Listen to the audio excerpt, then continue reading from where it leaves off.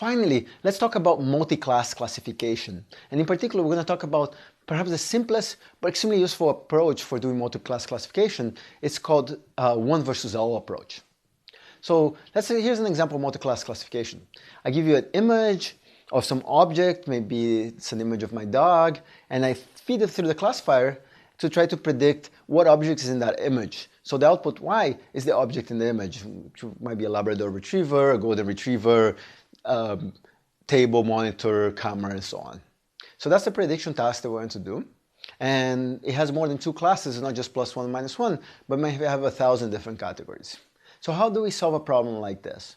There are many approaches to doing it. Let's talk about a very simple but super useful approach called one versus all. And I'm going to use the following example where we have three classes: triangles, hearts, and donuts. But of course, you might have many more classes, and I'm using capital C to denote the total number of classes. Capital C in this case is 3, but it could be 10,000 in a different case.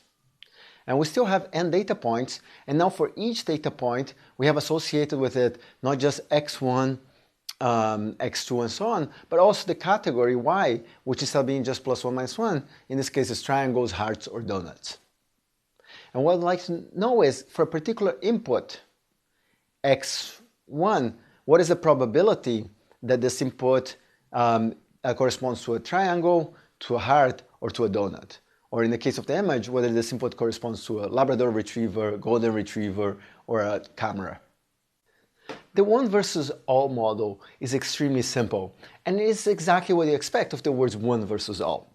Here's what you do.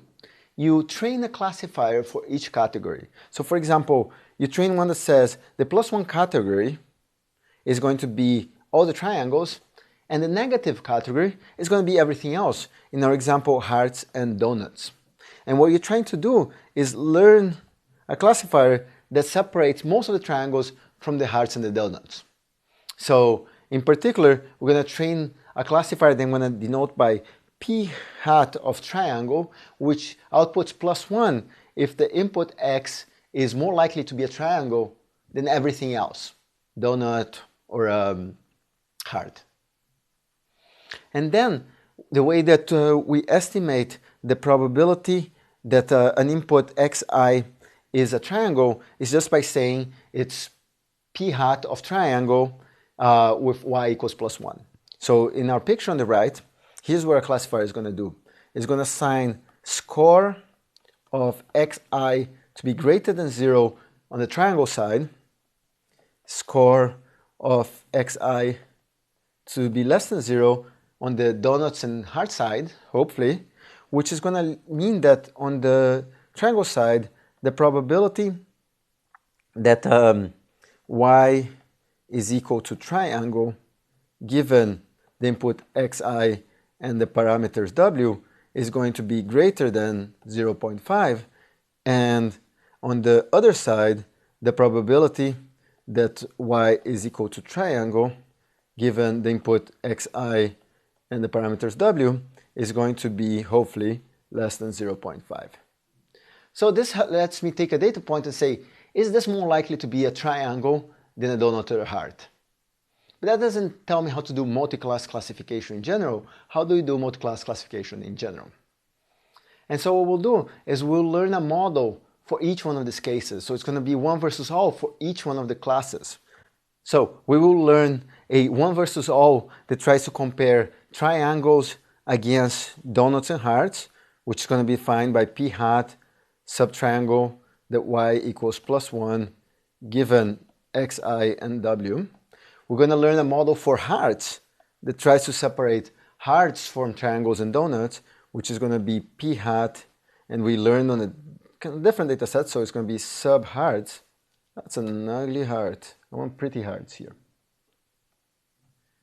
That's slightly prettier, only slightly. The probability that it's +1 given the input xi and the parameters w.